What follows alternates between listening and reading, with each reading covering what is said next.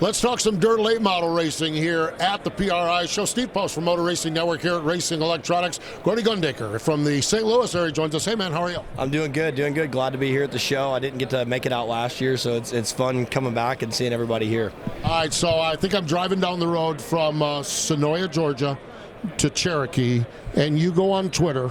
It's November 16th. I love the drama of late model racing. It needs to be that way. We need 1990s NASCAR vibes in our sport. Personalities and helmets flying. Let the boys and their crews have at it. This was after a wild night down in Georgia.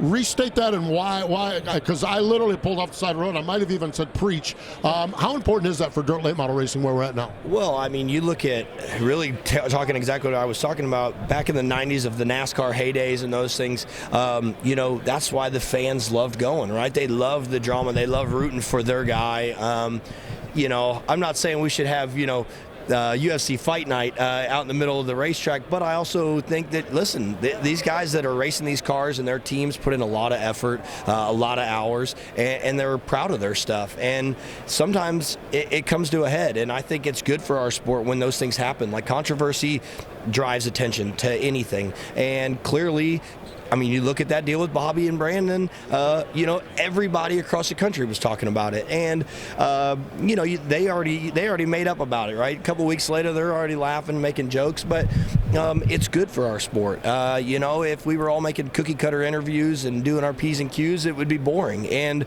dirt racing is not that big business side to me, right? It may be trending in a way where we've got big marketing partners, but I don't ever want us to lose that grasp of the grassroots that we grew up on. The stuff I grew up going and watching my dad race in the late 90s, that was what I loved about going there, is you just never knew what the hell was going to happen next. Well, okay, let's roll in something else. Last week was the Dome race in St. Louis, okay? And there is everybody twisting that this is the premier crown jewel race, and there's other people, this is the size. Where does the Dome fit into the late model world as far as the excitement and the energy? Because it is exciting, it's huge, it really truly is. Excitement and energy, it's number one by far. The amount of people that are in that building all weekend from Thursday, Friday, and Saturday, the atmosphere is just completely different, right? It's the only race we have that's inside a dome all year, so it is very, very different than an outdoor race, but the vibe that it creates and the passion for racing that it is a crown jewel event, right? You look last week, I don't know, there was 15, 20 of the top 25 drivers that were there, plus all the regional racing. There's 137 cars, I think, total in the pit area. It's one of the best events by far, and it's been great because I think Cody's done a great job of kind of letting the boys play at that event, right? He says in the drivers' meeting, listen, if you want to fight, you fight on the front stretch. You don't fight in the pit area, and it's not between a bunch of crews. It's between two guys who got into it. You want to do it on the front stretch, I'm all for it, and I agree with it, right? Like, the fans paid to see a show.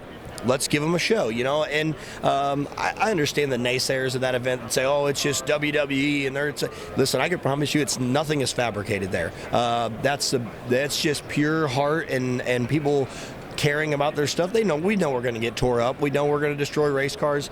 We sign up for that, right? When we haul our rigs into that building, we know what's coming, but we're also there to win. We're there to be competitive. So it just so happens that there's 38,000 people sitting there, and so sometimes you're going to end up kind of letting your emotions get the best of you at that event. But Cody wants you to.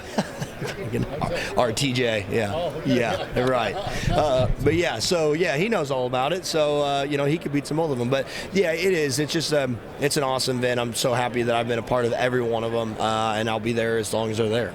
How important then is it to overlay the Dome to the other crown jewel races like the World 100 and the big ones like that? How important is it to have maybe something a little bit for the more traditional fan as well? Well, and I think that's what's great about our crown jewels. Every one of them has a different feel, right? When you go to Eldora, I think the thing about Eldora is the prestige of it, right? It's the nostalgicness of the World 100, right? If you win the World 100, nobody will ever forget your name, man. And so I think it's good to have those different crown jewels that, kind of have a different feel to them, right? Like, Eldora is an all-business deal. You go in the pit area and you want to talk around, hang out with guys. You don't see everybody out hanging out, till the wee nights of the hours or on the nights, and But I think that's what makes our sport great, right? You go to Cedar Lake for the USA Nationals, and it's a different vibe. It's got a party-ish vibe, but you're in the middle of Wisconsin. We only get to go to one time a year. You go to Fairbury, for the PDC, their own deal. And I think that's what makes our sport so great at the end of the day. I think that's why new fans that come in love it so much, because you can go to all these different racetracks, get a completely different set of people, get a great show, and love every second of it, even though they're different everywhere you go. All right, I want to go off track real quick here. What's dad life like? You're a girl dad. I'm a girl dad twice over. Is it Eloise? Is that okay? What's dad life like? It's the best thing I've ever done. I tell everybody I didn't. I look back at what it was like without having my daughter, and I'm so glad I don't have to ever live that again. We're actually welcoming a second one here in about a month. So and another girl. So I tell you, it's my favorite thing.